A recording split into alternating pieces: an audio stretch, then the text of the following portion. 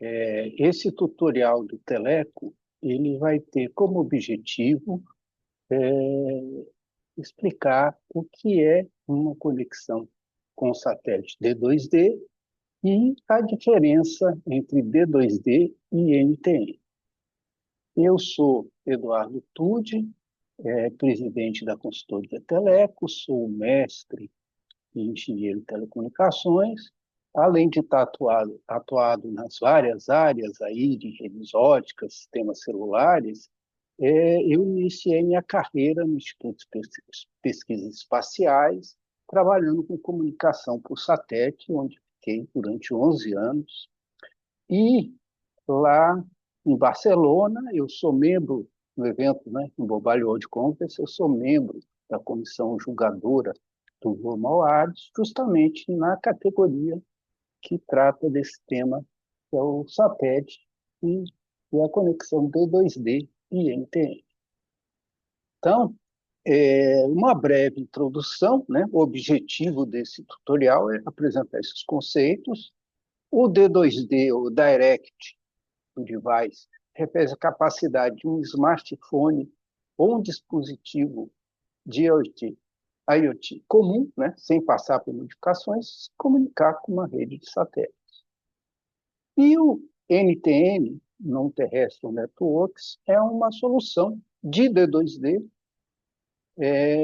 que segue os padrões especificados pelo 3GPP, que é o órgão que estabelece os padrões globais para as redes móveis desde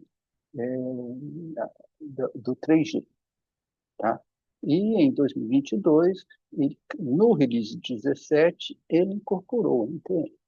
Então, esse é um breve resumo do que nós vamos ver. Vamos agora olhar mais em detalhe cada um desses pontos. Começando pelo D2D, né?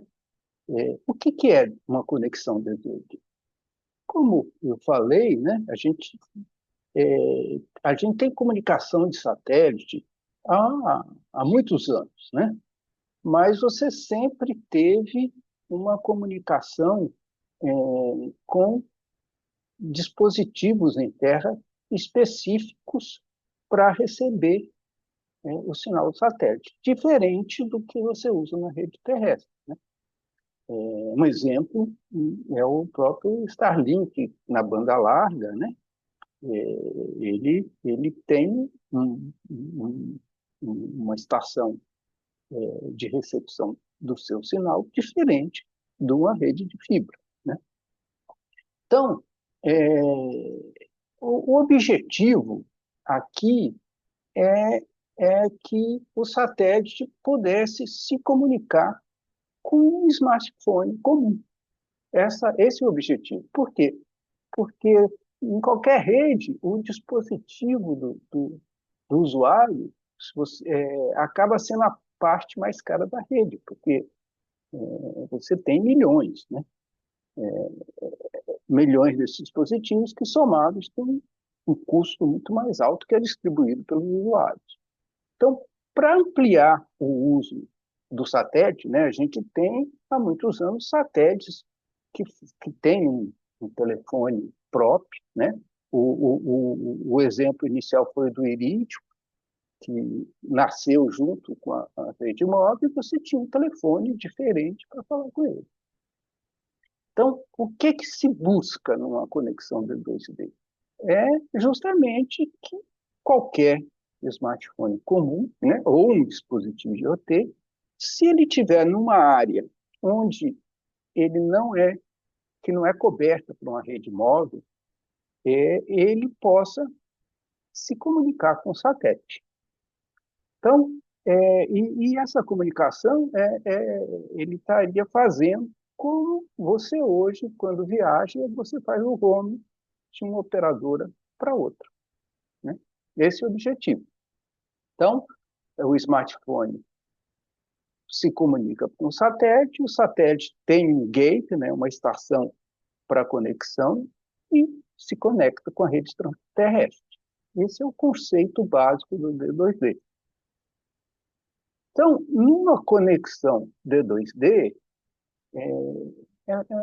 para que ela cumpra o seu objetivo, existe uma questão muito importante que é as frequências, né? São as frequências que vão ser utilizadas, porque a gente sabe que frequência é um recurso escasso, né?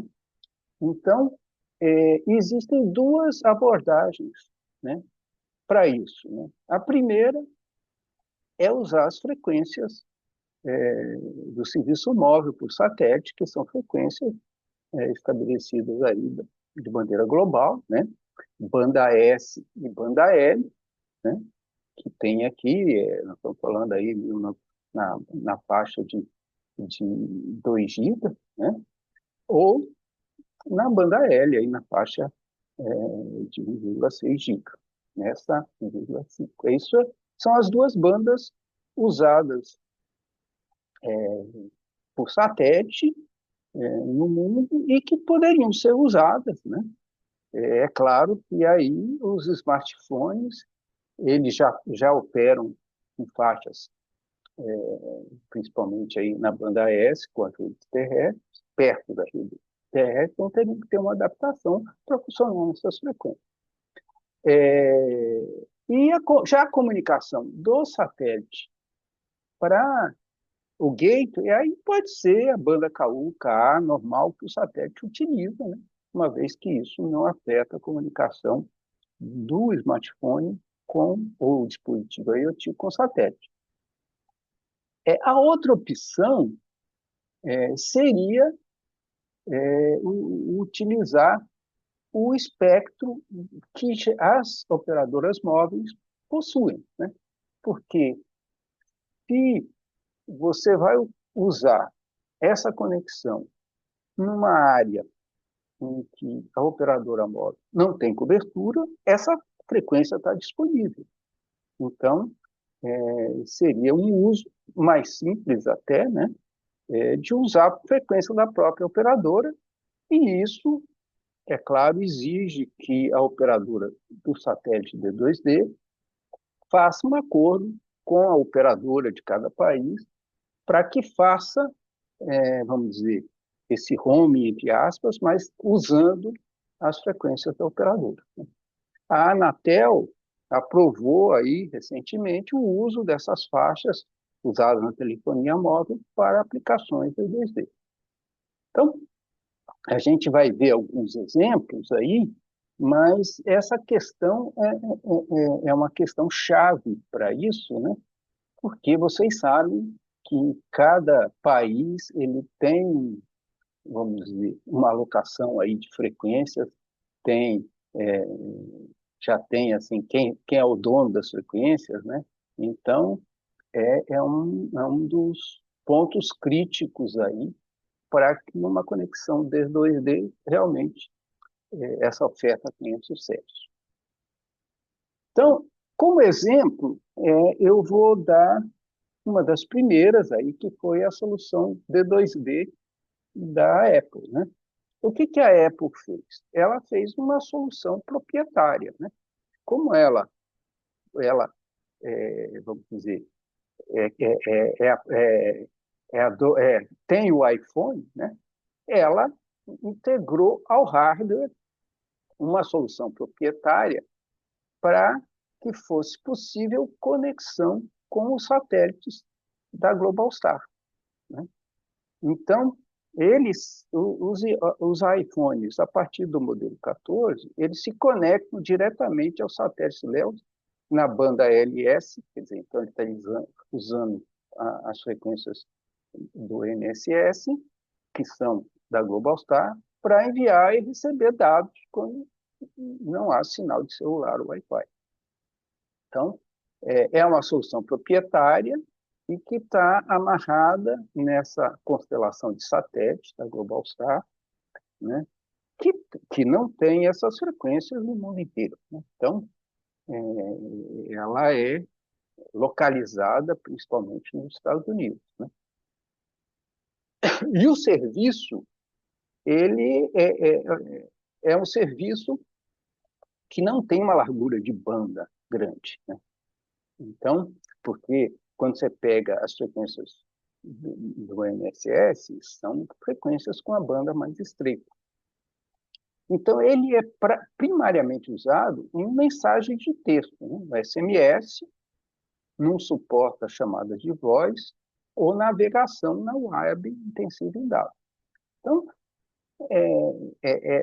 principalmente, essa é a principal aplicação que a gente vê hoje nas conexões 2D, os exemplos, é SMS, é você ter a localização, é você ter aí uma troca de mensagens, né? E, nesse caso, o serviço é oferecido de forma gratuita por um período determinado. Ainda não está claro até quando ele vai ser gratuito, né? Mas vocês notam que ele é um serviço que é feito sem envolver as operadoras móveis. Uma vez que, vamos dizer, a solução proprietária, ela já está embutida no iPhone, então, quando ela não tem sinal ou do Wi-Fi ou de uma operadora móvel, ele pode ir se conectar com o satélite, né? É como se ele tivesse aí, são dois serviços completamente diferentes, né? O que não ocorre quando você usa as frequências das operadoras móveis, né? Bom, então isso é o D2D, né? E o que é o NTN, ou Non-Terrestrial Networks? Isso é um conceito, né, do 3GPP, que envolve não só satélites, como balões de altitude, aviões e até drones, né? Então, é um conceito mais amplo, mas é claro que aqui a gente vai estar focando mais nos satélites, né? Então, o que é, como o NTN é especificado pelo GPP, o objetivo dele é que essas conexões direct to device, né, para essas redes não terrestres, sigam os padrões especificados para ele, para o 3GPP, para as redes móveis. Então, o Narrowband IoT, para IoT, o LTE, que é o 4G, o 5G, né? Então, a Apple, por exemplo, que a gente viu, modificou seus aparelhos para incorporar um padrão proprietário da Globalstar. A solução da Apple é D2D, mas não é NTN, pois não se baseia nos padrões abertos estabelecidos pelo 3GPP.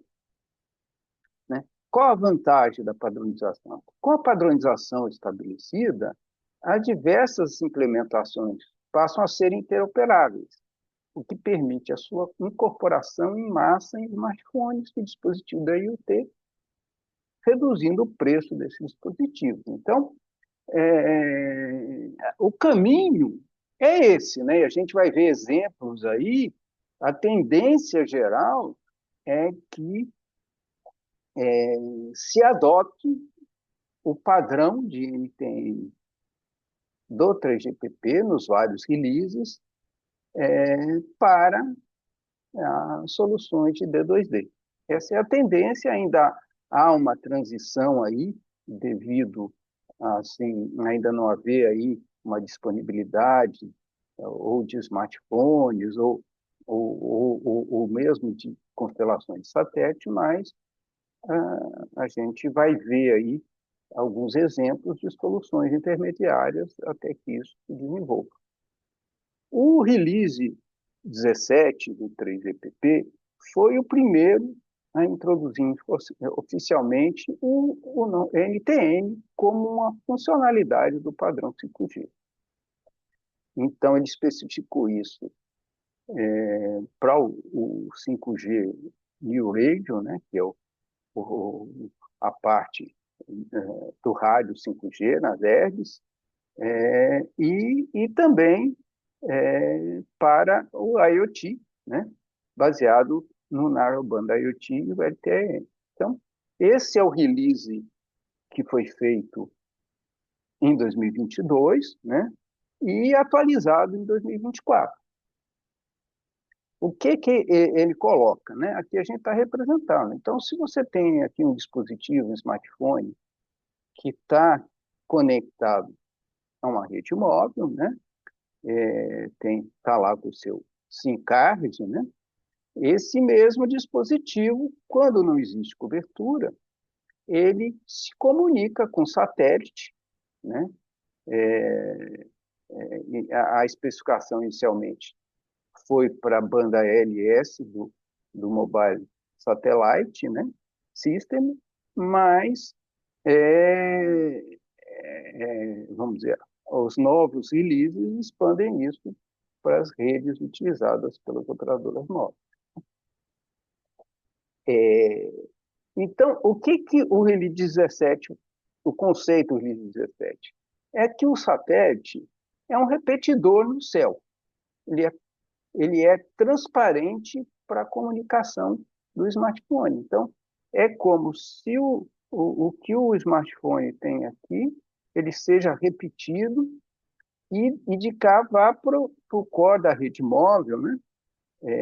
Esse sinal, né? Na verdade, ele vai para a rede terrestre como ele tivesse vindo numa torre de celular.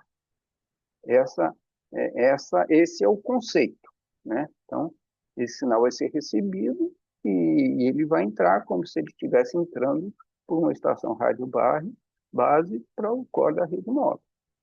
Então, isso seria transparente para o usuário.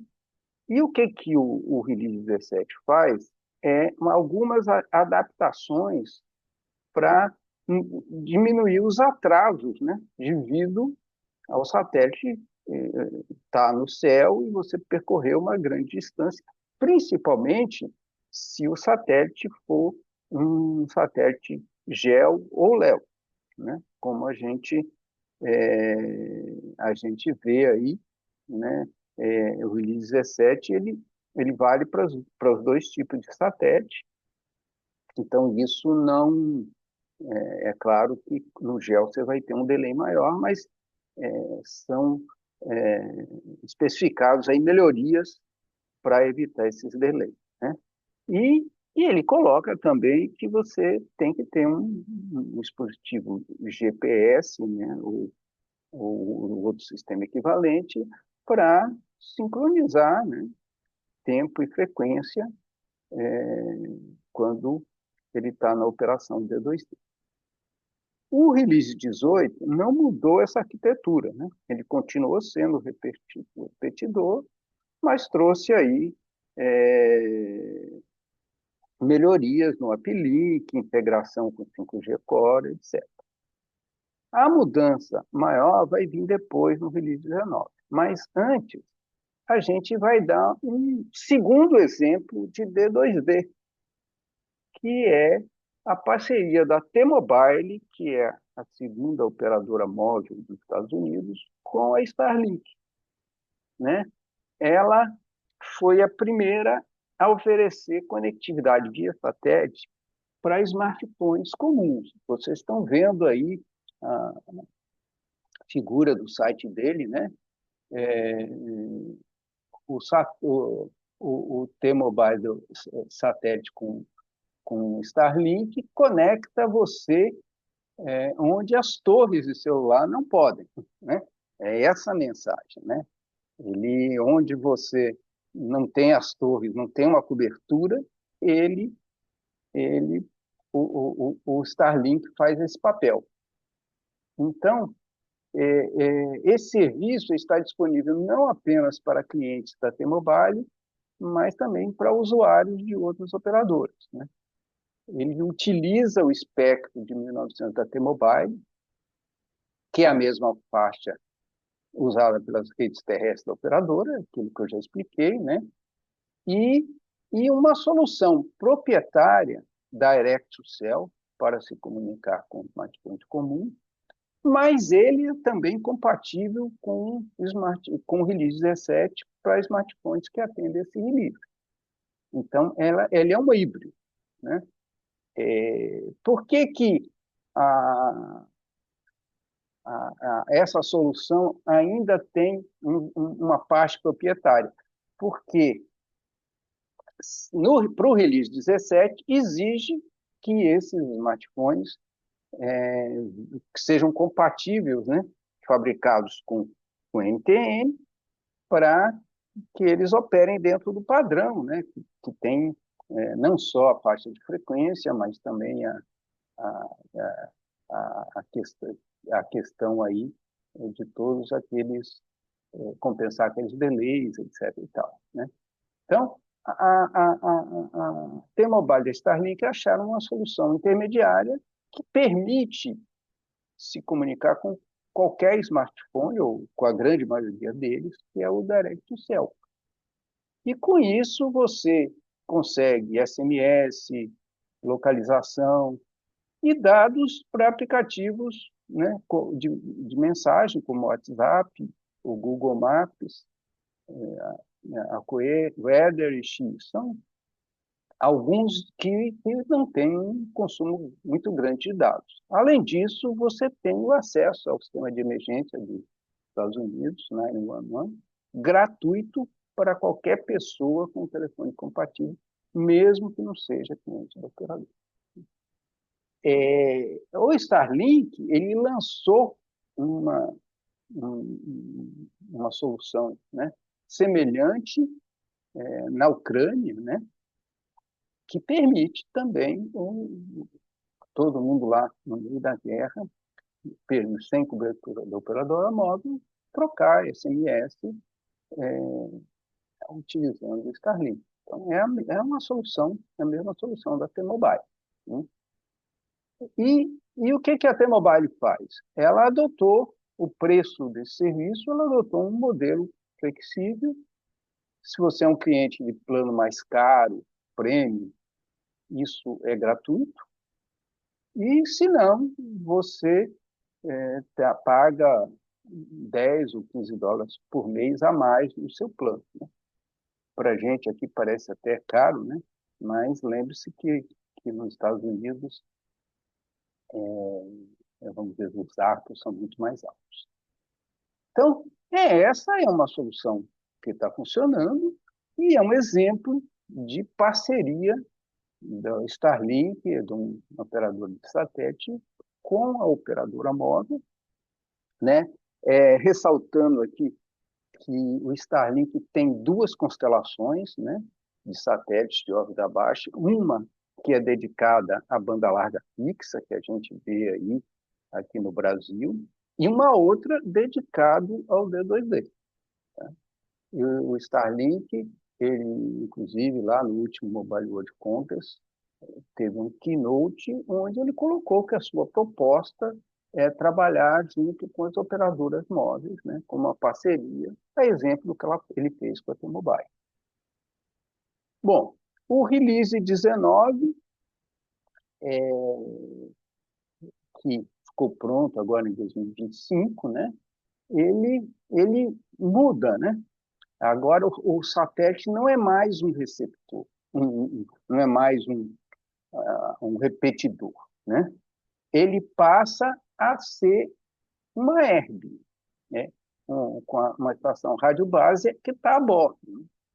Então, ele processa o sinal lá no satélite e não apenas retransmite ele para a Terra, né?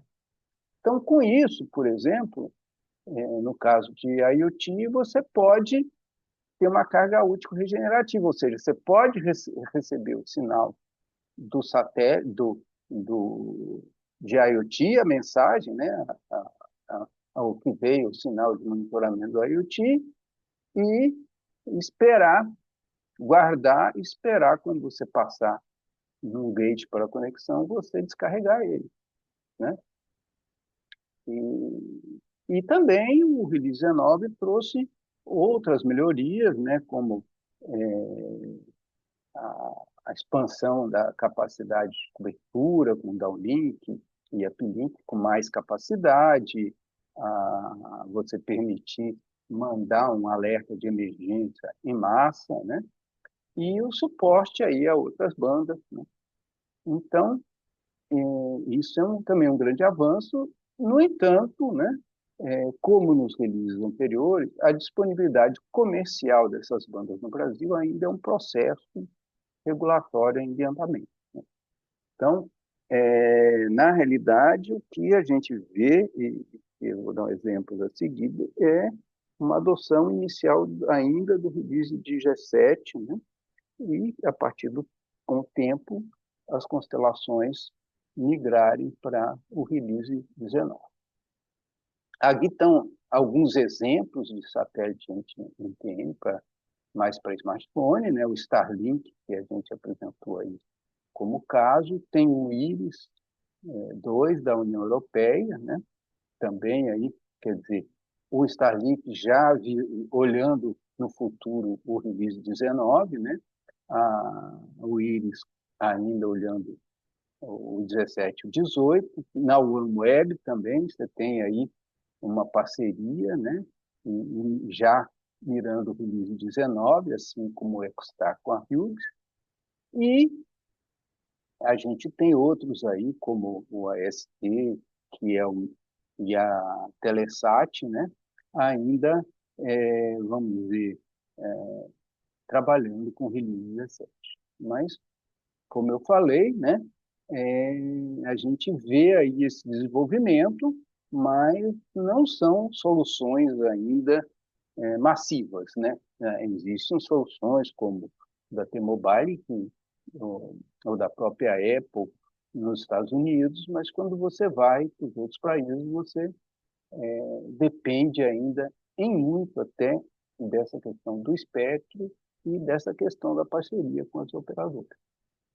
Aqui são outros exemplos aí de constelações de satélite NTN, né, para IoT, né, aqui no Brasil, né, você vê a Viasat, né, oferecendo, o Sateliote, né, o Starlink querendo também, e o Skylo, né, todos aí ainda numa solução release 17, release 18. Ok? Então, é isso que a gente tinha para apresentar. Espero que tenha ficado claro aí os conceitos. D2D e NTN transformam o satélite em uma extensão da rede móvel, levando conectividade a smartphones e dispositivos IoT, onde a cobertura terrestre não chega, né? D2D é uma conexão direta do smartphone ou dispositivo, ele é útil para emergências remotas de continuidade de serviço, e o NTN é a padronização, né? Para entregar esses dispositivos não terrestres, reduzindo a dependência de soluções proprietárias. A gente vê aí a evolução dos releases do 3GPP, do 17, 18, 19, indo de uma arquitetura de um mero repetidor para uma arquitetura regenerativa, né, que permite, inclusive no caso IoT, o armazenamento de dados para depois ser transmitido, e aí alguns exemplos de constelações que estão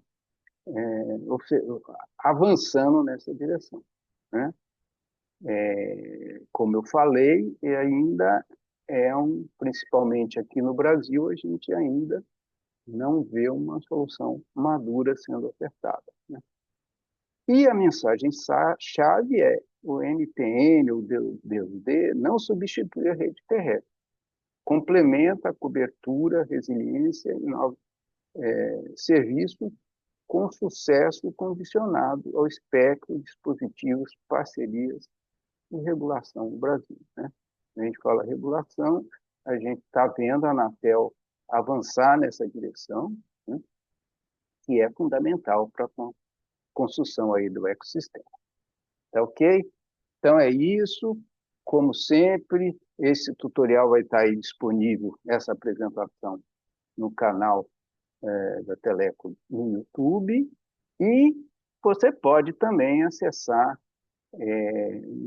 na página do tutoriais de Teleco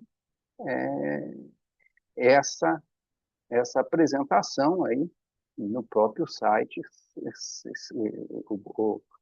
com o seu conteúdo. Tá bom? Obrigado a todos.